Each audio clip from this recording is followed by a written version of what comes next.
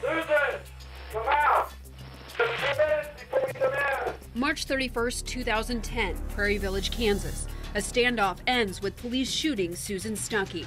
When they came out to my house that day to inform me they had killed my daughter, needless to say, the horrible shock that I was in, and I said, I want a thorough investigation.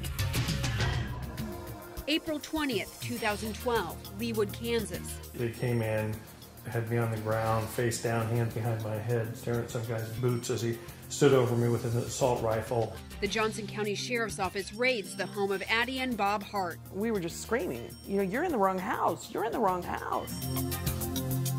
January 22nd, 2014, Sherman County, Kansas.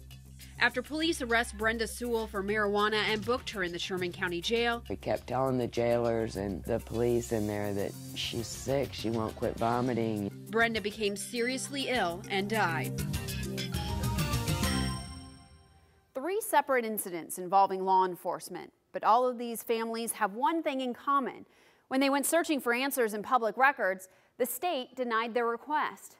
That's because in Kansas, a state that prides itself on its rich history of being a free state, law enforcement records, investigations, and warrants are closed. My daughter is dead. I would never have known what happened. Beverly Stewart spent 4 years trying to find out what happened to her daughter, Susan Stuckey. In 2010, Susan was suffering from mental illness and had repeatedly called 911 in the weeks before her death, asking for cigarettes and for police to kill her. After one such call at 7 a.m. on March 31st, 17 members of the Prairie Village SWAT team surrounded Susan's apartment. Police audio tape captured those tense moments. I want to help you, Susan. I need you to come out and talk with me. In a news conference after the standoff ended, Johnson County prosecutor Steve Howe justified the intense show of force by saying Susan threatened to burn down the complex. That left the officers in a quandary of not doing anything and waiting until a fire started, which was a great concern to them and firefighters in an apartment fire situation. But instead of diffusing the situation, it escalated. 3 hours after arriving on the scene, police rammed in the door of Susan's apartment. Moments later, an officer shot Susan 3 times, killing her. Police investigated and ruled the use of force was justified because Susan had thrown a knife at one of the officers. The officer who shot her received an award for his valor. But all of it seemed very strange to Susan's mother, who wanted to view the records about the incident herself. I asked for the records. They said, you'll never get them. So Beverly Stewart hired attorney Cheryl Pilot. You know, I think most people assume that in this country we're an open society with open government, and that the average good citizen can go down to whatever local unit of government he or she is interested in and request records and get them. And in fact, that is not the case. It took 2 years and a court order to get Prairie Village to turn over investigative reports and recordings from the incident. What I found out in the records, they lied to me. They lied to me. The records showed that the officer heard on this tape negotiating with Susan I need you to come out and talk with me. had never gone through training in negotiating techniques. The report revealed officers had many non-lethal forms of force on hand, including pepper spray and beanbags. But Beverly told 41 Action News the portion of the tape that haunts her is where Susan repeatedly asks officers to call her mom. I got a hold of Beverly, but I need your help. They couldn't call me, and I was right there at home. That totally broke my heart. Why wouldn't they call me? I could have saved her life. She was frightened. She told the police she was frightened. Please call my mother. No, they knocked the door down, went in with blazing guns, and shot her 3 times. I would never have known all that had we not pursued and got the records.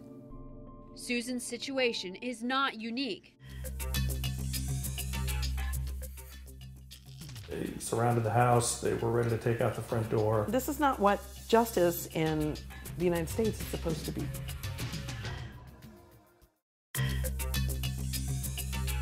They surrounded the house. They were ready to take out the front door. On April 20th, 2012, Addie and Bob Hart woke up to Johnson County Sheriff's deputies raiding their Leawood home. On television, they always come running in saying, you know, we have a search warrant, they're holding it up, and here it is, let us in. We were told that in Kansas, they don't have to give you the search warrant until they leave. For 2 hours, Bob, Addie, and their 2 children sat on a sofa in their living room as armed deputies searched every corner of their home. Deputies found nothing. After the raid, the couple wanted to get answers as to why deputies raided their home. We were chosen more or less at random for this drug raid, and we had no idea. And we were like, what do you mean you can't get the records? I mean, they raided our house.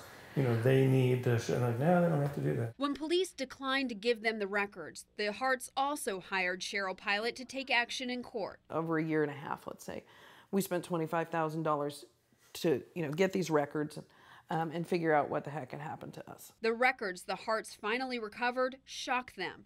The incident all started with Bob buying supplies for their basement hydroponic garden. It was a fun family father and son project. The records show on August 9th, 2011, a Missouri Highway Patrol trooper observed Bob leaving a hydroponics store with a small bag. On March 20th, 2012, 8 months later, MHP contacted the Johnson County Sheriff's Office with the information. Then on April 3rd, 2012, investigators came to the Harts' home at 5 a.m. and went through their trash.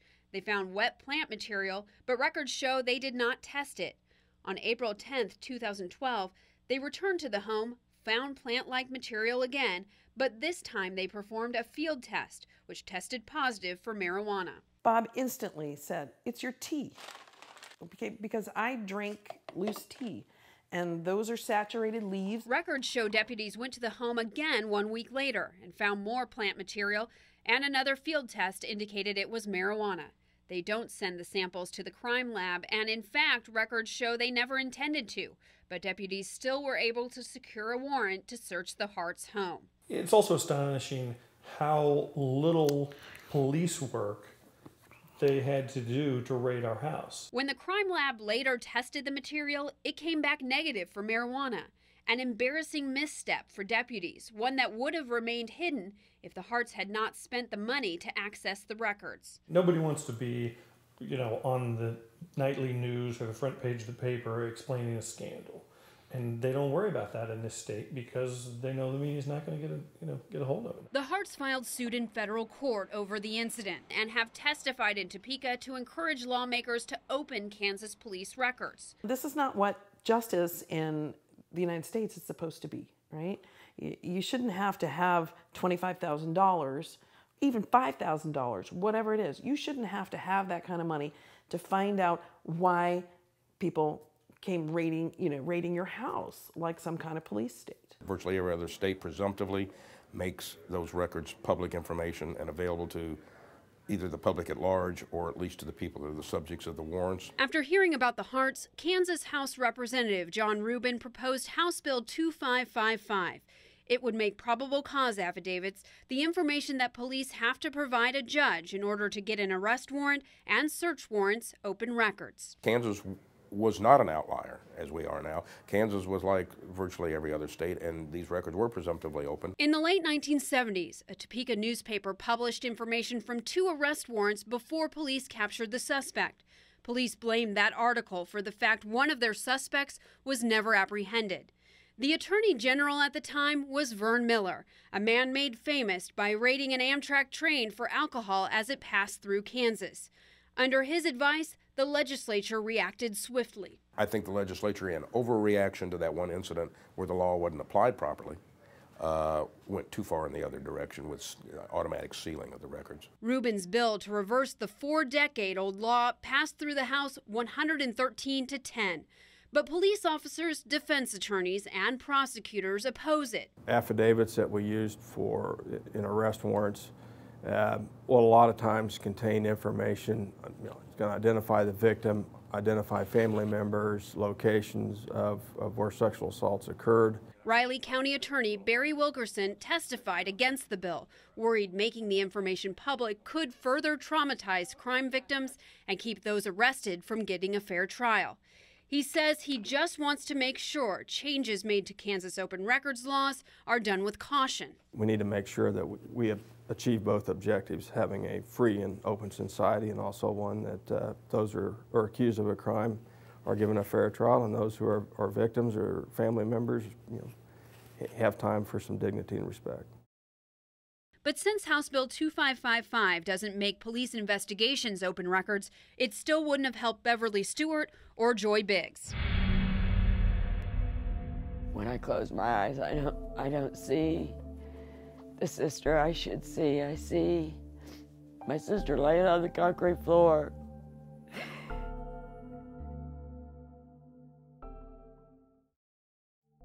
Decades of happy memories together, but Joy Biggs can't forget her last memory of her sister Brenda. When I close my eyes, I don't see the sister I should see. I see my sister laying on the concrete floor.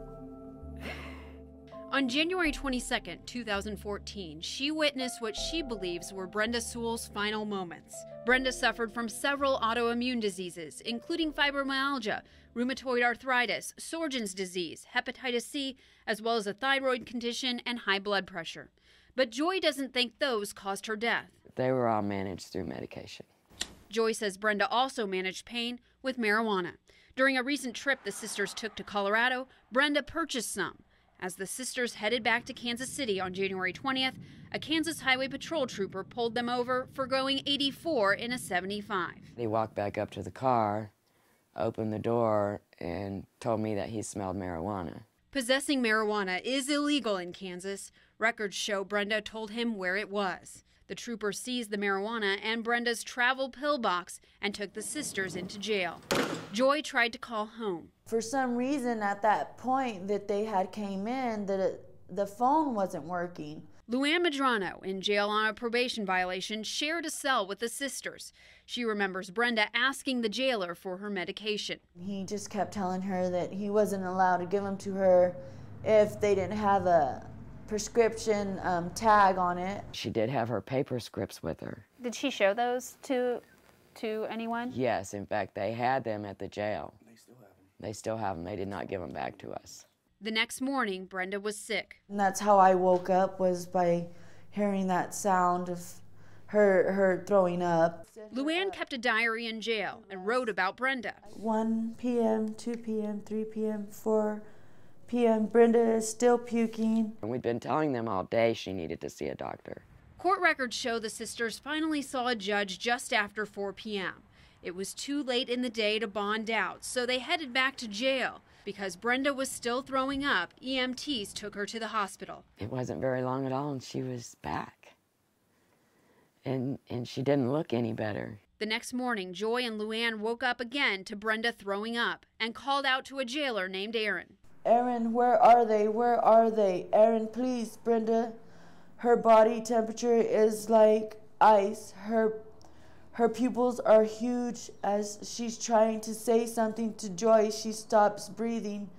I notice she's not breathing. Aaron, she's not breathing. Aaron, where are the ambulance? Aaron. And nobody came, and my sister didn't have a pulse. Finally, the ambulance. And they flipped her over onto the gurney, drug her out.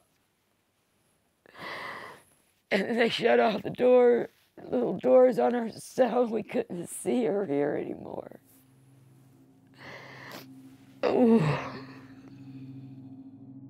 This lady came and asked me to come with her, and she took me into this other room and told me that my sister had died and that they had done everything they could.